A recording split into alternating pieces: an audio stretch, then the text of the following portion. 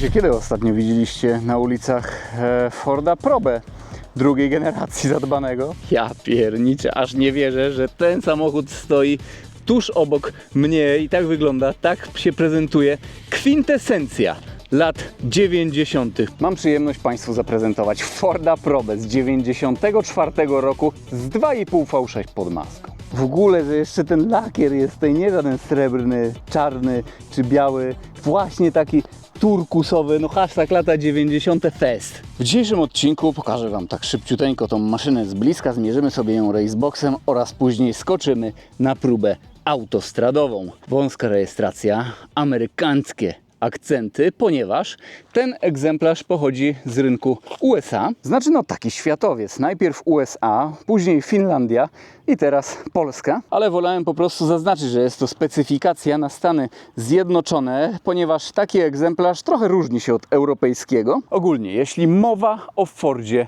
Probę, to w ogóle miał być to Mustang. Tak jest, Ford chciał zerwać z tradycją, no i Mustang miał wyglądać właśnie, no mniej więcej tak, no bo wiadomo, jeszcze była pierwsza generacja Forda Probę. Jeśli chodzi ogólnie o projekt oraz koncepty, no to musielibyśmy się cofnąć do lat 70. Ford chciał zrobić po prostu taki mega aerodynamiczny samochód. No nie chcę Wam tutaj całej historii opowiadać, ale tutaj też maczało palce Ghia. Powstała pierwsza generacja, która była taka jakby, no trochę podobna do projektu koncepcyjnego, chociaż myślę, że wyraźnie zmieniona. No takie kwadratowe kształty były modne w latach 80. No tutaj lata 90. no to wszystko jest za to okrągłe. Zupełnie ze skrajności w skrajność. Ford Probę to oczywiście konkurencja dla Mitsubishi Eclipse, no co tam jeszcze było w tamtym czasie, Toyota Celica, Opel Calibra. A kojarzycie coś takiego jak Mazda MX-6? To jest krewniak. Właściwie Probeusz drugiej generacji, mogę mówić Probeusz? Mogę mówić Probeusz. Jest oparty na płycie podłogowej Mazdy. Silnik tutaj też jest z Mazdy i generalnie taki Probę dwójeczka to w 60% Mazda. Byłem naprawdę zdziwiony, gdy się o tym dowiedziałem, ponieważ z Mazdą, no tutaj tak patrząc na ten samochód, no w sumie nic nie ma takiego wspólnego. Fajnie, że tutaj mamy pop-upy. Jeśli chodzi o wersję z USA, no to była wersja Base, to ona w ogóle wyglądała jak takie Probę po covidzie, zupełnie inne zderzaki, mniejsze, no czterocylindrowy silnik pod maską. Później była wersja SE, a to jest wersja GT. W zależności od rocznika, no to różniły się tutaj, no nie wiem, takie rzeczy jak mocowanie rejestracji, zderzaki. Inne są tutaj te lampy z dłuższym daszkiem. Europejskie miały tutaj jeszcze taki elemencik i tutaj dopiero zaczynała się lampa. Auta z USA mają dłuższy ten daszek i myślę, że to nawet lepiej wygląda. Felgi mamy tutaj 17-calowe, ale akurat nie są one oryginalne. Co ciekawe, fabryczne felgi w Fordzie Probę wykonane były z magnezu. W ogóle bryła tego samochodu no to jest po prostu coś pięknego, jak takie UFO troszeczkę. Po prostu tutaj idziemy i tu po prostu taki nałożone jakby takie coś. O, designerskie jakieś zabiegi stylistyczne, by te słupki B, słupki C nie były praktycznie widoczne. No widać, że jest to po prostu auto jakby takie, no nie wiem, jakby pod Stany Zjednoczone troszeczkę zrobione. Tak mi się po prostu wydaje. To chyba było z 5 wariantów lamp. Mogę Wam tutaj z boku wrzucić przebitkę. Ogólnie ten egzemplarz miał zmienione lampy tutaj z tyłu, po prostu żeby były europejskie, żeby nie było żadnego przypału z policją. Kurczę, może ten samochód ma taką delikatną linię, bo niektóre jego elementy zaprojektowała kobieta. W latach 90. chłopie, co to było? Ten samochód nawet teraz, w 2024 roku wygląda bardzo atrakcyjnie, tylko rozpatrujemy go jako youngtimera. Wersje Base w ogóle wychodziły bez spoilera. Europejczyki miały spoiler, o tak na równo zrobiony i z USA większy z takimi kłami z boku. To co, może najpierw zajrzymy sobie do bagażnika, drzwi, proszę bardzo. Drzwi są tutaj bez ramek, no auto z USA no to będzie tak nam pikało. Otwórzmy bagażnik. Dobra, otwórzmy bagażnik. Otwór załadunkowy może jest dość wysoko, ten próg tutaj jest taki wyraźny, ale sam w sobie bagażnik jest naprawdę bardzo duży, aż muszę tutaj zajrzeć w dane, ile on ma litrów. 360 litrów, aż mi się nie chcę wierzyć, szczerze mówiąc. Nie wiem jak to jest mierzone, ale kufer jest tu olbrzymi. Koło zapasowe, no nie będę już tutaj bardziej odchylał. Miejsce na koło zapasowe dojazdowe jest, ale koła ogólnie nie ma. Jeśli jeszcze tak chodzi o wygląd zewnętrzny, a właściwie może i zawieszenie raczej, no to zwracają na siebie uwagę tutaj te oto nie za duże hamulce. No jak będę wybierał się na próbę autostradową, z pewnością będę miał to na uwadze. Dźwięk otwierania i zamykania drzwi. Proszę bardzo, probę, duma, kurczę. Ej, naprawdę bardzo ładnie i to drzwi bez ramek, a tak się ładnie zamykają. Jeśli mowa o wnętrzu, no to 94, patrzcie, 93 rok chyba probę pojawiło się na rynku, ale wcześniej miało tutaj takie czerwone pasy na drzwiach i na desce rozdzielczej, a 94 już tutaj rok, no to zostały one zlikwidowane. Ciężko mi tutaj powiedzieć, czy tak lifty zostały wprowadzane, po prostu ciągle były jakieś wrzucane modyfikacje tych aut. I to niektóre, muszę przyznać, dość istotne. Na przykład tutaj nie mamy wejścia OBD2 bodajże. Dopiero w ostatnich takich egzemplarzach probę zostało to wprowadzone. No i wnętrze, taka sportowizna, no przecież kupejka sportowa.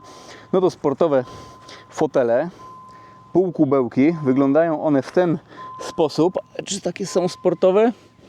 Raczej to są pufy. Nie no, możemy zapaść się tutaj w fotelu, naprawdę będziemy dość komfortowo się przemieszczać. Muszę przyznać, że nawet jest tutaj sporo miejsca. Wejdziemy. Czekajcie, jeszcze przed wejściem, no tutaj też częściowo elektryczne ma regulowane jakieś elementy fotelik. Tutaj są cięgna. Boczek drzwiowy, tu jest miękko i to skóra taka perforowana. I tutaj, tu jest twardo już, ale za to na dole, hashtag lata 90, dywanik, probę, duma, kierownica customowa. W ogóle tak tutaj mieści się prawie 2-metrowy petrolhead. Pozycja za kierownicą, generalnie mógłbym jeszcze tutaj bardziej pionowo sobie usiąść, wtedy byłoby prawie że idealnie, ale wolę tak troszeczkę odchylone być, tym bardziej, że będę kręcił dla Was próbę autostradową, no bo przecież perspektywa musi się zgadzać. Ale patrzcie, 2-metrowiec w kupejce z lat 90. i jest to jeszcze miejsce nad głową. Czarna podsufitka, nie wiem czy jest to oryginalne, ale czarna podsufitka. A może odpalimy sobie ogólnie auto furczy i burczy. O tak, posłuchamy tak szybciuteńko już. No. Światło włączymy? Włączymy światło, no to jest, proszę Państwa. No proszę Państwa, piękna sprawa, ale oczywiście dziś już takich lamp nie spotykamy. Proszę bardzo, liczniki, normalnie do 140 mil, ale duży plus dla probeusza, że tutaj jest tyle wskazań. W ogóle ja światła tutaj teraz włączyłem, ale w wersji przed liftingiem, no to osobno na desce rozdzielczej się włączało właśnie te pop-upy, żeby wyszły. Kierowniczka bez żadnych podcięć, aczkolwiek wygląda dość ciekawie, jest multifunkcyjna. Tempomacik, skóra perforowana, bardzo, bardzo cieniutki wieniec, proszę bardzo. Też tutaj w zależności od rocznika mogła się różnić deska rozdzielcza w probę. O, tutaj schowek, normalnie twardy taki schowek. Konsola centralna. Może i tak trochę tutaj jest jak w Mazdzie CX-6, ale czy są tutaj jakieś wspólne elementy? Ciężko powiedzieć, aż takim maździarzem nie jestem, by części tutaj wypatrywać z Mazd z lat 90. i porównywać. Ciekawy samochód, no ciekawy. No lewarek też tutaj został zmieniony. Proszę bardzo, kieptacka, też tutaj żaróweczka mogłaby być. I podłokietnik troszeczkę on trzeszczy, szczerze mówiąc, po latach, ale tutaj jest instrukcja obsługi. Proszę bardzo, slide. I tutaj jest uchwyt na kubek. Szczerze z tyłu nie będziemy się tutaj wpychać, ale jakby tutaj jakieś 4 osoby miały jechać o wzroście 180 cm, myślę, żeby dały radę. Jak na taką kupeję, muszę przyznać, nie ma tutaj aż takiego dramatu. No wiadomo, 2-metrowiec za 2-metrowcem, no to no nie. Jest klimacik, zwróćcie uwagę na tą tapicerkę. Proszę, tutaj nawet taki otwór. Główeczek, ja pierniczy. No dobra, gasimy i zajrzyjmy jeszcze pod maskę. Normalnie, też jak z bliska tak by się spojrzało, to kurczę, ja bym pomyślał, że może jakaś to Mazda MR2 albo jakiś może Elan. Mam na myśli Lotusa Elana, nie wiem czy wiecie nawet, że coś takiego było. Nie tylko Esprit, tylko Elan też był. Chowamy i otwieramy maskę. No, jak tutaj będzie z otwieraniem maski? Ciężko czy nie? Nie. Wolno ssąca benzynka, skonfigurowana z manualną skrzynią biegów, 2,5 litra pojemność. Proszę bardzo. V6 i ten silnik jest Mazdy. Ja wiem, że to jest znaczek Forda, ale ogólnie to jest po prostu kwestia wymian tego elementu. Normalna taka 2,5 litrowa V6, moc 163 konie mechaniczne, chociaż znalazłem, że te 2,5 V6 były chyba 162 konie, 163 i 165, jakoś tak. Tutaj po prostu jest 120 kW. Moment obrotowy 217 Nm. Mamy tutaj przedni napęd, a V6 umieszczona jest poprzecznie, nie wzdłużnie. No i co, jeśli chodzi o osiągi? Według deklaracji producenta przyspieszenie do pierwszej setki w zależności od źródła wychodzi od 7,5 do 8,5 sekundy. Ja tutaj posiłkuję się akurat danymi z ADAC, no to 8,5 sekundy.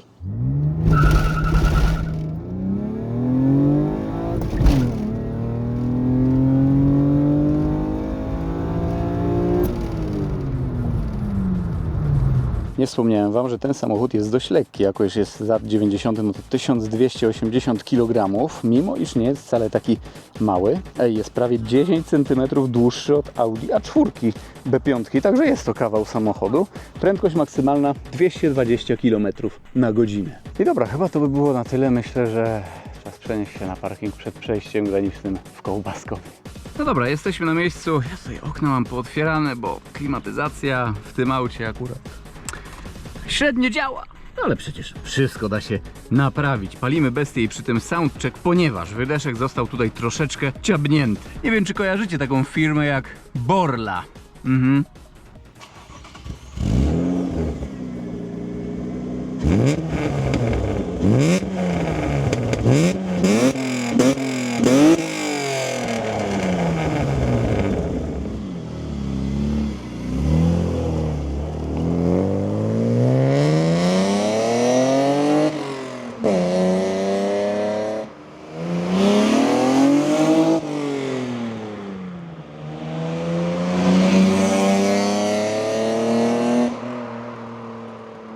Oj, ale ten samochód furczy i burczy. No dobra, będziemy jechać. Zaraz sobie pozamykamy szyby, chwilę. Zobaczymy, jak ze środka to będzie słychać. Czy ja już wiem, bo już prowadziłem ten samochód, ale no posłuchajcie. O, światło sobie włączam, proszę bardzo. Jeszcze polska strona, ale bez świateł będziemy na próbie autostradowej cisnąć. O, z dwójeczki.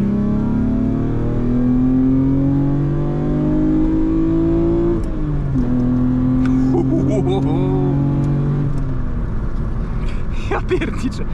Wiecie, nie jest to jakiś nie wiadomo jaki demon prędkości, bo wóz ma 30 lat na karku przecież. Ale aż ciary potrafią przejść. Dobra, mamy tutaj ograniczenie. Wiaterek będzie tak raczej w dupkę już z tego co widzę. To ściągam kamerę. Rękaw oczywiście standardowo. Dobra, tak niech będzie.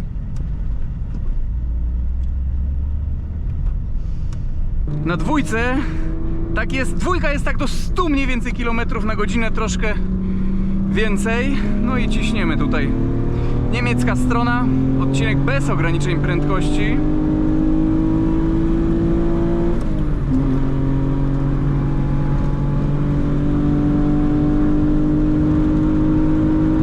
O kurde, światła wyłączamy.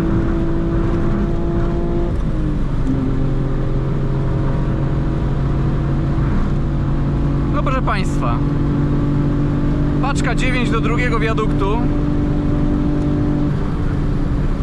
Dobra, ale tutaj bujnęło Mercedesa. Ciekawe, co tam się dzieje?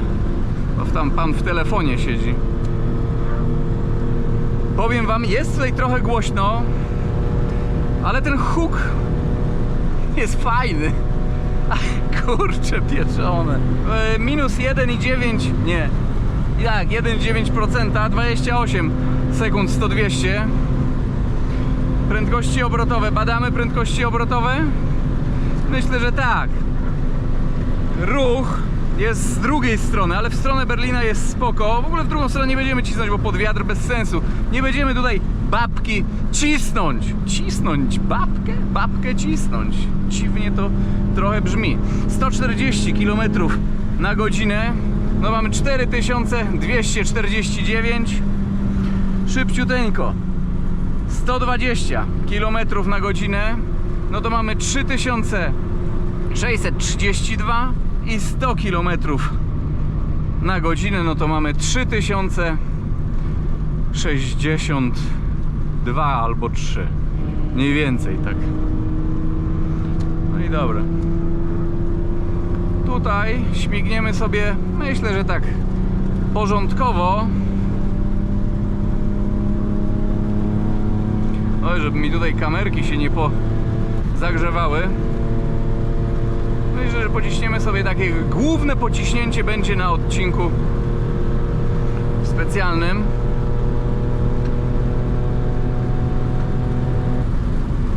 No to nie jest dodechę. O, dodechę to słychać. Słychać ten stożek tutaj. Ten stożek to wszystko tak podkreśla. To jakbyśmy se magii do zupy dali.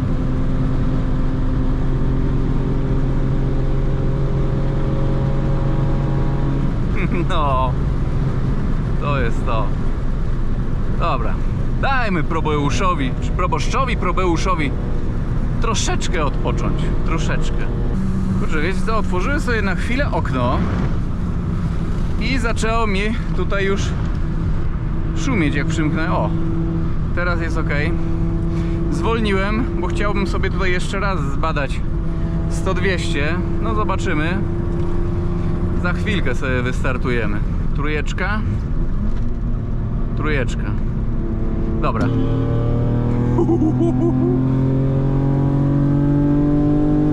Ale się kręci.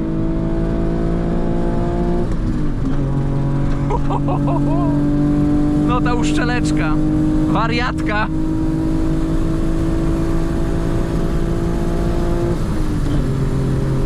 Dobra.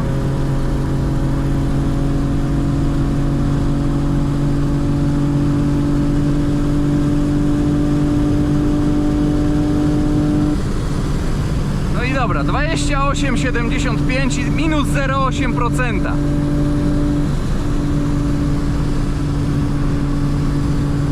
Ale skubaniec ma wysokie obroty, no.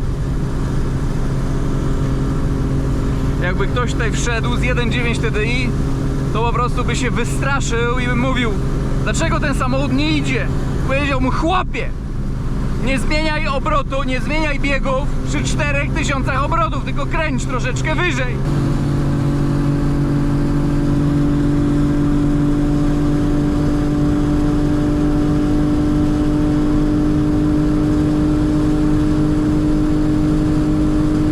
Dobra, tutaj chwilę odpuścimy, bo mało przyspieszymy, a nie chcę tak pod oporem non stop trzymać.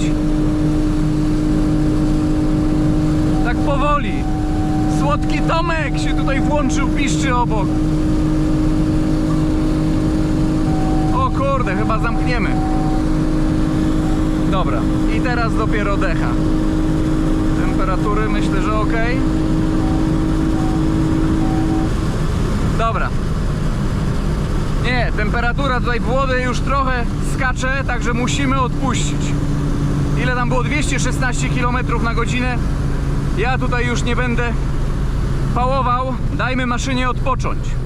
Ja pierniczę, powiem wam, emocje. Nie, temperaturka tutaj już zaczęła iść. Powiedziałem temperatury w normie i spojrzałem. Niektórzy najpierw kierunkowskaz, znaczy niektórzy najpierw w ogóle zmieniają pas, a później kierunkowskaz wbijają i patrzą w lusterko. To jest źle. Tak samo źle tutaj. No, pan płynu chłodniczego też Volvo dolewa. Najpierw powiedziałem, że wszystko jest ok, a później spojrzałem i patrzę, no nie, temperaturka trochę idzie. No to nie, trzeba odpuścić po prostu. No już nie będziemy deptać. Jezu, tu kolejna usterka? Proszę państwa. No ale dobra, jeszcze soundcheck. No to sobie pierdzielniemy. Damy sobie na dwójeczkę. Jezu, sarenki i te dziczki, wszystkie co tutaj w krzakach słuchają, to...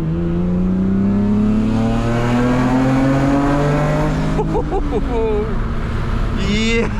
Powiem wam, kurczę, 8 coś do setki ma ten wóz, ale naprawdę potrafi dostarczyć frajdę z jazdy, chociażby przez ten dźwięk. No i jaki to jest dźwięk przecież? 6-cylindróweczka bardzo ładnie brzmi. Kurczę, gdyby było dzisiaj chłodniej, powiem wam, lepiej by było. na próbie autostradowej. Może jeszcze byśmy sobie tutaj dziabnęli troszeczkę, ale nie, już nie będziemy męczyć. Mamy wszystko, co chcieliśmy. I okej, mam nadzieję, że ta próba autostradowa wam się niesamowicie podobała. Było to coś niesamowitego. Ja pierniczę. Rok 2024, a ja 30-letnim Fordem Probę kręcę próbę autostradową, badam go raceboxem. No ludzie! Pozdrawiam i do zobaczenia w jakimś kolejnym filmie, kolejnym odcinku. Na razie, trzymajcie się.